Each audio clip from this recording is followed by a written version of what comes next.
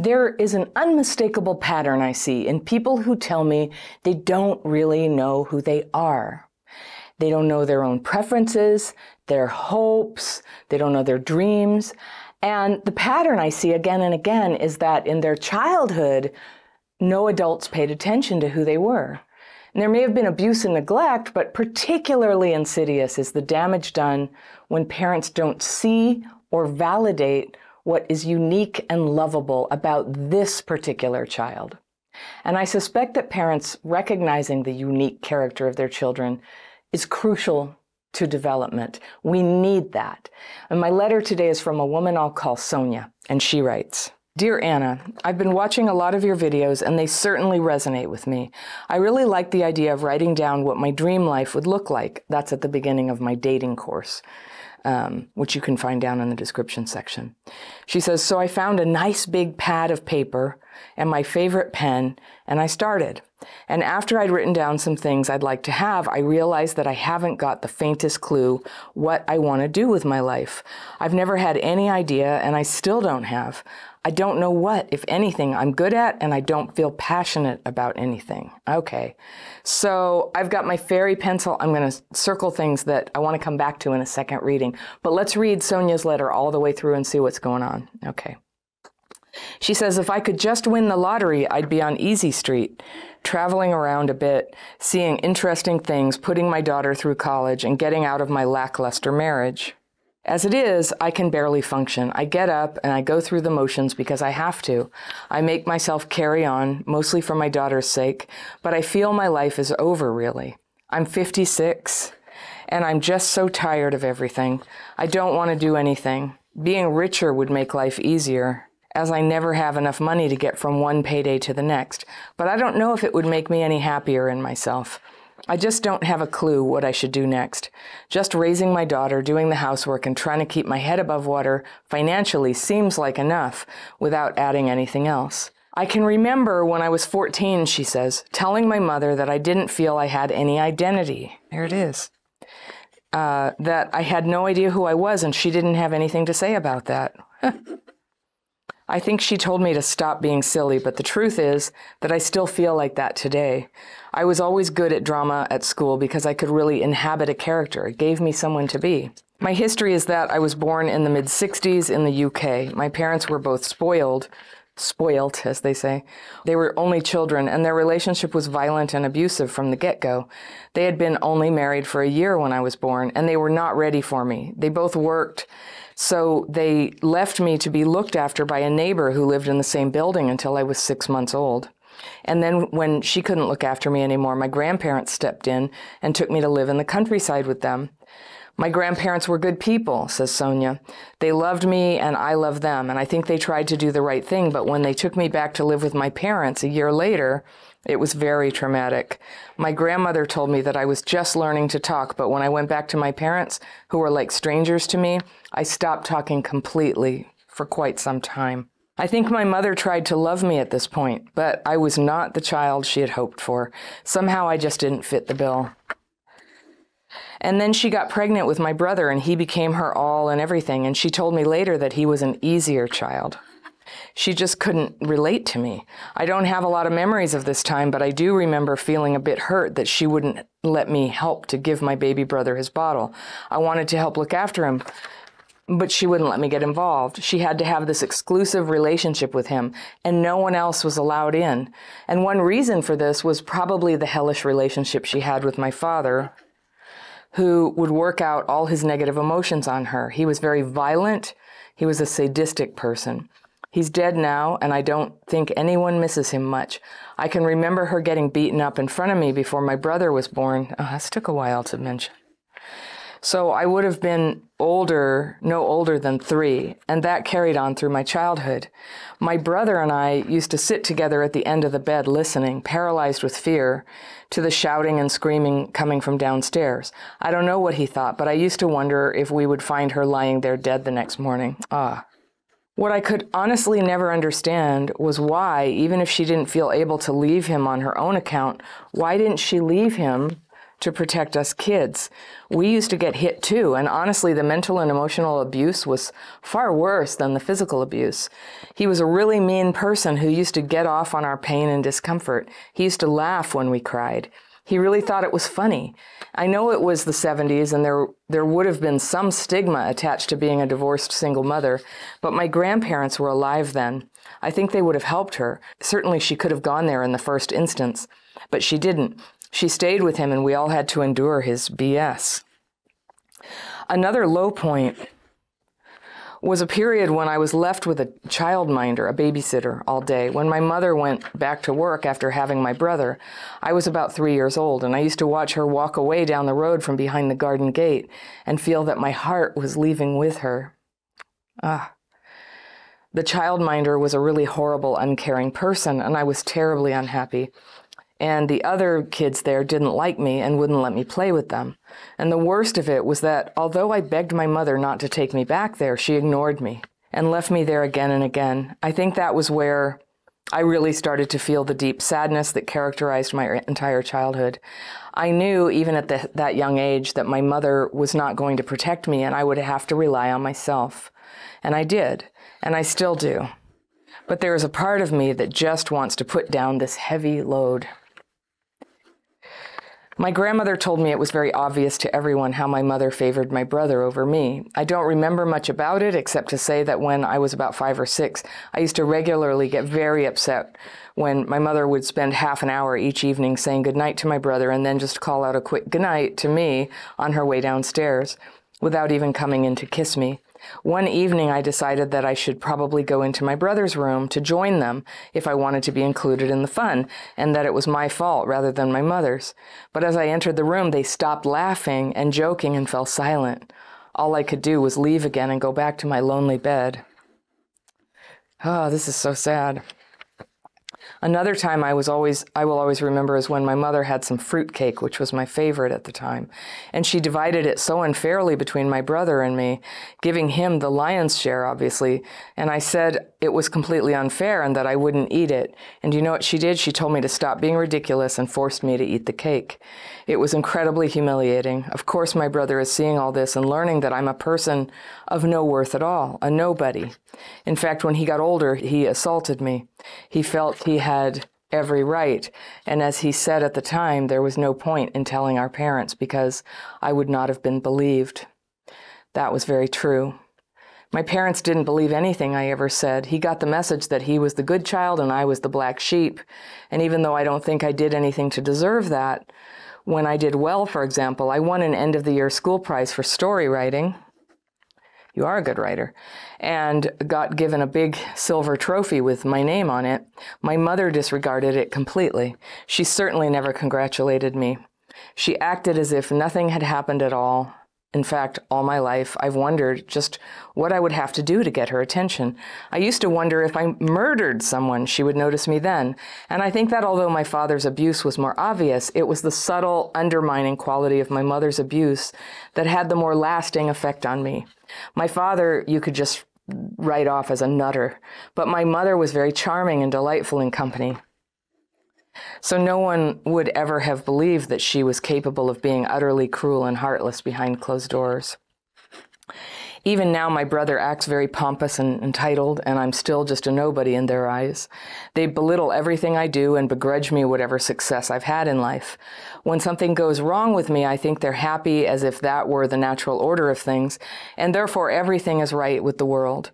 They're so toxic that I actually made the decision to cut ties with them completely a few years ago after yet another hurtful incident, and for the most part, it's been a relief. I did try sending my mother a birthday card, when she turned 80, and it just said, "Thinking of you on your special day with love."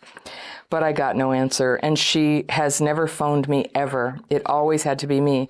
So in the end, I just stopped. And guess what? They were outraged, as if, how dare I do that? But this is my life, and I'll do as I see fit. At least that much is my right. Well, that's my story. What do you think, Anna? Why am I feeling this inertia now that's stopping me from moving forward, or even looking at the future with any kind of enthusiasm? What can I do about it? Best wishes. All right. From Sonia. All right, Sonia, gosh, This was very sad. I was near tears as I was reading this. It's a very sad letter. And I don't know yet if you've had a chance to tell your story before and get heard and get validated about this, but just in case this is the first time, it's very easy to see that you were gravely traumatized, and any problems that you're having at all could easily be traced to what happened to you. However, that doesn't help us, does it? What caused it is in the past, and it was with another person who you don't want contact with anyway. All your healing now is going to come from within in present time. So what I want to do is I want to go through and talk about what you told me, just to get to really be thorough with the validation, so that at the end of this process of reading this letter, we can send you on your way to begin working on you to rebuild and fill your well and change your life so that you begin to have joy and identity in what you do. It's not too late. You're about the age I was when I started Crappy Childhood Fairy. So I'm just saying, being in your mid-50s, no big deal. Many things can happen in your life at that point and later. So this was interesting. You said if I could just win the lottery, I'd be on Easy Street and I'd travel around and I could get out of my lackluster marriage, which you only mention here once, I think, that you're in a marriage that's dull, and but you can barely function. And you say being richer would make my life easier. And it's true, having some money makes life easier up to a point. And you're right, it wouldn't really solve the problem of your identity. Money is not the thing it's not the thing that is causing the emptiness inside. It could be a symptom of the emptiness inside, but it's not the cause. So I love that you were good in drama school, that you could really inhabit a character. That's what a lot of us do. We take the wound that we have and we do something incredibly creative with it. And there's nothing wrong with that. And one of the things I want you to write down is to consider going back to acting classes, because it does give you joy and it does give you a forum to inhabit a character who can express herself, right? And my history, you said, okay, in the 60s, this thing where your mom worked and the fighting and the violent relationship and her physical and emotional abandonment of you, I was thinking, oh, maybe it's postpartum depression. But then when the brother came along and she was so into him, I mean, one thing I've heard, I'm not a therapist, but I've heard that narcissistic parents sometimes shun children of the same gender. That doesn't work for them because that's competition. And so that's possible. But I don't really want to take this conversation on, was your mom a narcissist? It sounds like possibly. I mean, something was clearly wrong with her. But it doesn't really matter. It doesn't matter what was wrong with her. What happened, what matters right now is the consequences to you, the symptoms in your life that you're experiencing right now that are holding you back from being fully yourself and enjoying your life, enjoying your time on earth. It's your time on earth just as much as anybody. So we want to help you have that. And she's just like, she's out of the picture now. Thank goodness her damage is done. And now you can clean that up and move on. But here's what you told me about them. So you went to some neighbor, then you went to the grandparents, and that was nice. And they loved you and they were good people. That reminds me, there's a movie called The Quiet Girl, if you haven't seen it. The Quiet Girl. It's an Irish movie about a girl who goes and lives with relatives for a while. It's beautiful, not too triggering, and you might enjoy it. Your mom took you back. You had to go back to her, and you were very sad, and you were just learning to talk. And when you went back, you lost the ability to talk. So just for reference, I have a friend whose mother took her own life when my friend was 15 months old, was just beginning to talk, and the same thing happened. He stopped talking for quite a long time. And that's what trauma's like. It just hijacks natural brain development. And that abandonment by loving people who were reflecting back to you. I suspect your grandparents were giving you face-to-face contact and babbling with you and enjoying you and looking you in the eyes and playing with you. And to lose that was a great blow and injury to your neurological development. And I'm just going to say that is one possibility of where your detachment from a sense of identity came from. That's such a tender age. I don't know what age you were, but you were just learning to talk. So you were somewhere between 1 and 2 years of age, I guess, maybe a little bit older. Your mother tried to love you, but at some point you just weren't the one she wanted. And she got pregnant with your brother. And you know what? I'll just disclose. I had something similar. Girls were not favored in my family, and it wasn't. I think you had much harder things happen to you. I'll just say that, but it is very hard. It's sometimes worse than physical abuse because you just think like, what am I doing to cause this? How can I win them over? Aren't I good enough? You know, it drives your whole life. That becomes your identity, is like just trying to get seen, right? But he was violent to her. So I'm not excusing her terrible negligence towards you. I suppose in that time and place, if she was having trouble bonding with her child, and that happens sometimes, even to people who mean well and who are capable of doing a good job parenting, she was in a violent relationship. And so I can just see a lot of factors here that are whatever was in her makeup about how she handled and why she stayed with the abuser. She was deep in a trauma bond, so she was irrational. And a trauma bond is where somebody's alternatingly nice and mean and nice and mean, and these horrible fights occur, and then you make up. And it can lead to this very tight bond. And the thing is, you don't have to be a narcissist to respond to that. Even dogs respond to that, right? It's like this weird hack that's inside people. I don't want to say hack. I'm trying to get over this computer language about people. We're not computers. But it's a manipulative thing that even a healthy person can become extremely attached to somebody who does it's called intermittent reinforcement, you know. You're wonderful, I love you, get away from me. And growing up around violence, it's just so much of that. And as a child, and I grew up around violence too, it's like when it's bad, you get out of the way. And when it's good, you creep in with this huge hope, like it's going to be okay now. And maybe I can hidey them. I call it hiding them. You know, I'll just be so sunshine and rainbows that they will patch things up. And I would beg them, you know, please, mommy and daddy. A kid wants the parents to work it out. So everybody becomes invested in sticking it out when it's so terrible. So it doesn't excuse what she did, but it could explain it, right? What a horrible situation. And then your dad being a sadist, and that he laughed when you cried and he thought it was funny when you were crying and getting hit. And yes, divorced single moms in the 70s had a little stigma, but not really. Like that's when it was really getting going, unless you were in some, like up in the north or a rural area or something. The 70s is when divorce was, you know, really coming through on a wave, and your grandparents would have helped. So I'm just going to say she had abused woman syndrome. She couldn't leave, and that is not uncommon. And it's a shame, because from the outside, it's like, how could you stay when the kids are being so damaged by this? And it was just beyond her. It's sort of like something like alcoholism, where you think, how can you keep drinking when it hurts the kids so much? But they can't stop. It's like such a compulsion. And so I don't know if that helps you or anything, but it does explain the strange lying and fake, shallow, you know, that thing where you walked into the room to go, maybe it's me and I can just join in on the story, and they just looked at you in silence. I don't know why that hit me the hardest. As if, like, what are you doing here? As if you weren't even real, like you weren't a real child. That'll do it. That'll do it, Sonia. If you're having trouble knowing who you are now, like, you have ample reasons how this could have happened to you. But you are a real person. These are injuries, but you actually are a full and real person. So take heart. We'll go through this. So you went to some babysitter and you had to watch your mother walk away, and you got permanently sad. Yeah. And your grandmother validated you, and she said it was obvious, and you won a prize for story writing. And I just want to say, I heard that, and congratulations, bravo. Winning a prize in story writing is a formidable accomplishment. And your letter here is poignant and beautiful and well written. I think you're a great writer. And we have a couple of clues here. You like acting and you like writing.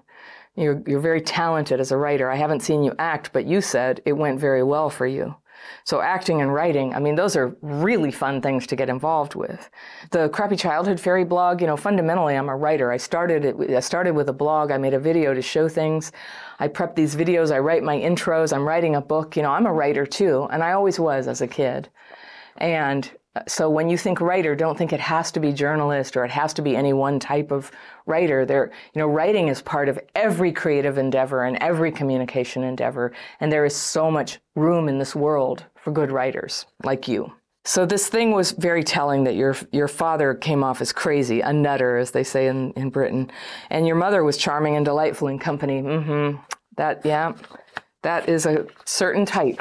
Yeah, and the people in the comments can comment on that and tell you what they think is going on there. So even now your brother is pompous and entitled. Yeah, it ruined him too, it sounds like.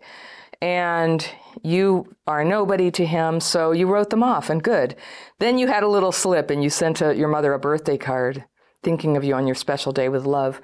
And I'm all for keeping the door open to having a relationship with people you cut off. But in this case, the way you write it and how bad it was, it feels to me like a little relapse where the hope came back that maybe if you were kind enough, she would see how good you are and she would go, oh, what have I done to you? What have I done to you, Sonia? You were always such a good girl and so talented and you didn't do anything wrong and I'm so sorry. And she didn't. You got no answer and she never phoned you. You know, when people have made horrible mistakes and mistreated their kids, it seems more often than not, they do stop calling and they stay away. And if you ask them about what happened, it's not going to go well because they literally cannot handle the information that they did that. They feel so bad, but these are people who are so emotionally stunted.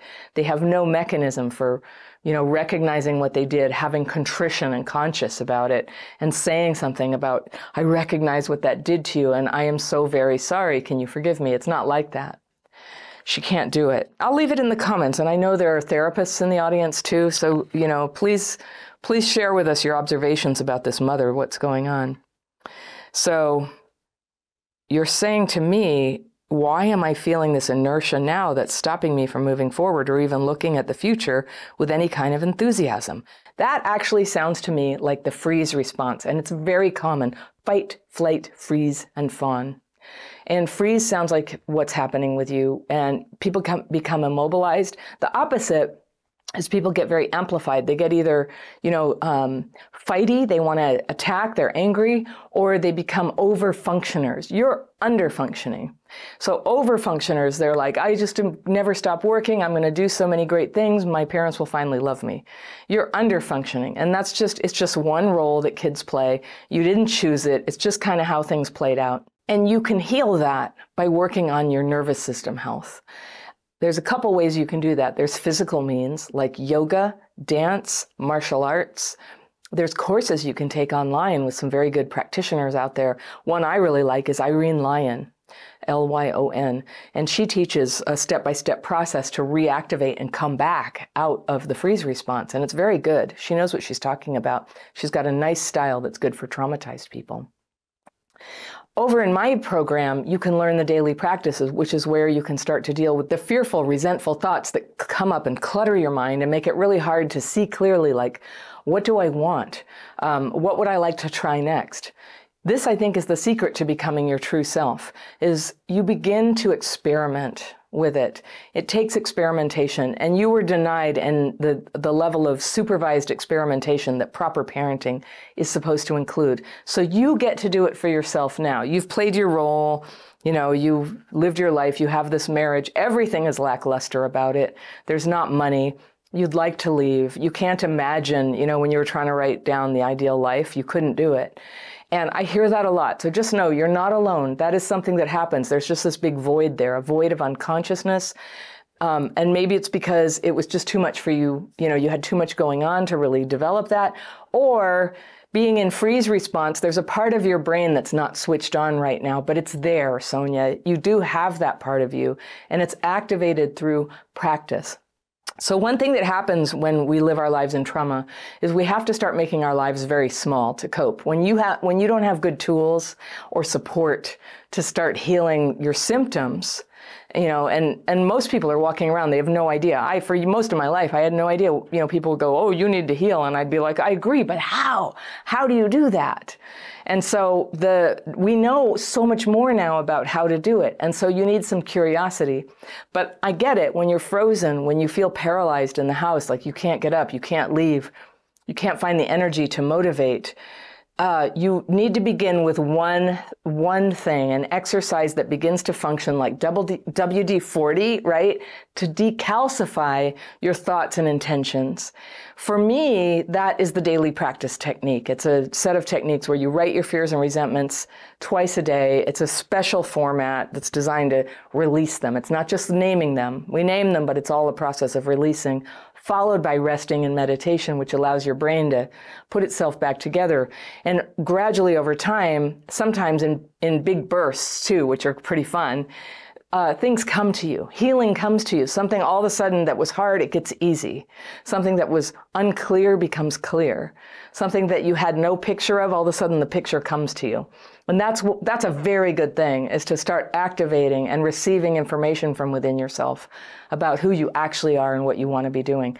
Every single person has gifts to bring to the world.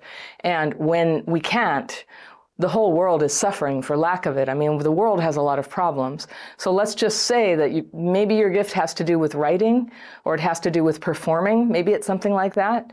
That's, not dissimilar to what I'm doing. And I'm able to experience joy from what I do, but also I feel like I make a contribution to the world. And that's really where happiness begins. Everybody's meant to make a contribution. And everybody. And that's where the joy begins, is when you're doing the thing that you were really made to do.